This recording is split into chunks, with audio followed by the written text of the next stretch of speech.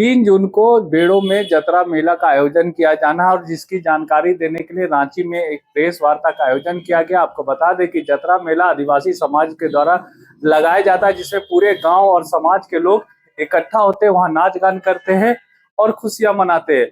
इस जानकारी देने के लिए प्रेस वार्ता का आयोजन किया गया था। प्रेस वार्ता में बताया गया कि किस तरह से इस बार जो जतरा मेला का आयोजन होगा वह 60वां वर्ष होगा और 60वां वर्ष इस को हम लोग ऐतिहासिक बनाने के लिए काम करेंगे। मौके पर क्या कुछ कहा गया, आइए आपको सुनाते हैं। जैसा कि आप देख रहे हैं, यह 3 जून का पाढ़ा जतरा करीब 30-35 पाढ़ा राजाओं के द्वारा लगाया जाता है। आज आपके बीच हमारे 5 पाढ़ा राजा यहाँ पर उपस्थित हैं, जिसमें हमारे बगल में 21 पाढ़ा के राजा, जो 21 गांव के राजा होते हैं, महादेव उरांव जी हैं। मैं जिस गांव से आता हूँ, हमारा गांव 10 पाढ़ा में आता है, तो हमारे 10 पाढ़ा के राजा रोहित उरांव जी हैं। हमारे पहले जब बेड़ो से जरे से पहले पहुंचेंगे तो गढ़गांव एक जगह है, गढ़गांव के वो 5 पाढ़ा में आता है, वो 5 पाढ़ा के राजा नब्बू उरांव जी हैं। 8 पाढ़ा के राजा हमारे चरवा उरांव जी हैं। और सबसे बड़ी बात कि कल ही हमारा एक 12 पाढ़ा होता है इटकी के राजा का देहांत हो गया था और उनके स्थान पर कल नए राजा का चुनाव हुआ। तो सनी उरांव जी आपके बीच है। पहले तो उनका स्वागत कीजिए, थोड़ा सा हम लोग करतल ध्वनि से उनको स्वागत करें। खड़ा हो जाइए।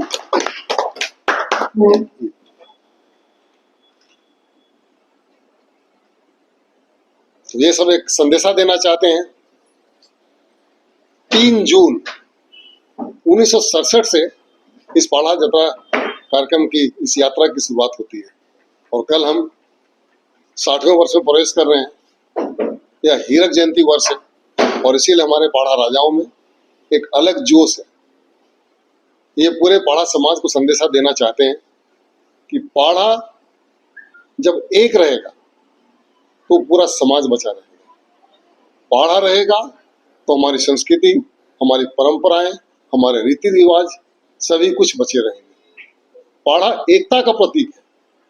आज हमारे समाज के लोग कहीं भी हैं, जब पाढ़ा का नाम आता है तो अपने आप स्वतः ही लोग जुटते चले जाते हैं और जब भी किसी भी तरह की जरूरत होती है तो हम सब एक हो जाते हैं।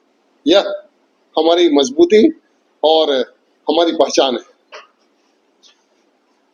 इस पाढ़ा जतरा की शुरुआत 3 जून 1967 में हुई थी। उसी वर्ष जब लोग विधानसभा के चुनाव हुए और विधानसभा के चुनाव के बाद हमारे पिताश्री स्वर्गीय करमचंद मगध जी ने जीत हासिल की, तभी उस समय के राजाओं ने निर्णय लिया, शायद हमारे उसमें थे ना, शुरुआती दौर के राजा देखे बगल में है। संयोग ऐसा है कि धीरे धीरे करके उस समय हमारे 21 पाढ़ा के राजा हुआ करते थे स्वर्गीय पेरो उरांव जी, उनके सुपुत्र राज हमारे महादेव उरांव जी हैं। उसी तरह से पिछले ही साल एक राजा का देहांत हुआ, कोमल उरांव जी थे हमारे 10 पाढ़ा के राजा, तो आज उनके पुत्र हमारे रोहित उरांव जी। यह परंपरागत चलता है।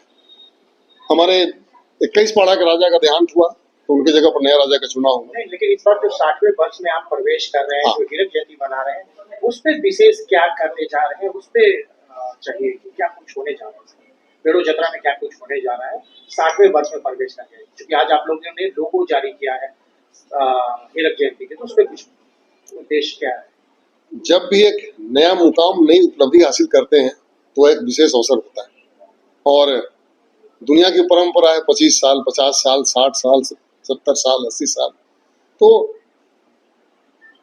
Silver jubilee, golden jubilee, diamond jubilee, तो डायमंड जुबली शब्द ही जो है हम लोगों को उत्साहित करता है और हमारा पूरा पाढ़ा समाज उत्साहित है। हम इस बार चाहते हैं, हम लोगों ने आमंत्रित किया है माननीय मुख्यमंत्री जी को भी, ताकि वो हमारे बीच आए और पूरे पाढ़ा समाज को उस मंच से एक संदेशा दें कि कैसे झारखंड के जो पौराणिक परंपराएं हैं वो बची रहे, क्योंकि झारखंड आदिवासी राज्य है और आदिवासी राज्य में हम लोग निश्चित रूप से बहुलता में है और झारखंड राज्य अपनी परंपराओं, अपनी संस्कृति, अपने रीति रिवाजों के लिए जाना जाता है। आज दुनिया भर में इसकी चर्चा होती है। वो परंपराएं बची रहें और उसको और कैसे मजबूती प्रदान की जाए, यह हमारे पाढ़ा राजाओं का संकल्प है। निश्चित रूप से पढ़ाई लिखाई के साथ लोग अपनी संस्कृति से विमुख हो जाते हैं। लोग कहते हैं सभ्यता और संस्कृति दो अलग अलग दूरी है। लोग सभ्य बनते हैं तो संस्कृति पीछे छूट जाती है। लेकिन हम लोग हमारे समाज में सभ्यता और संस्कृति दोनों कदम ताल करते हुए एक साथ चलते हैं।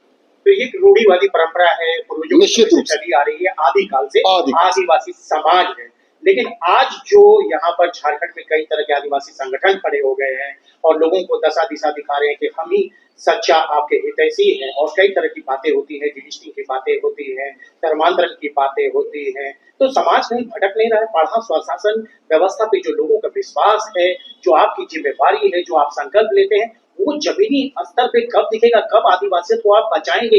जल जंगल जमीन के नाम पर भटकाव है, लूट है, खसोट है, दलाली है, कैसे इन सब चीजों से आदिवासियों को सजग और सतर्क करेंगे? आधुनिकता के दौर में कई सारी चैलेंज। निश्चित रूप से ऐसी ही परिस्थितियों में हमारे इन पाढ़ा राजाओं का जो रोल है, जो भूमिका है, और भी महत्वपूर्ण हो जाती है। अगर आपको आदिवासी समाज के बारे में जानना हो तो दूसरों से नहीं, नवोदित नेताओं से नहीं, जो तरह तरह की बातें किया करते हैं, आप इनकी बातें सुनिए और इनसे ही दिशा निर्देश लीजिए।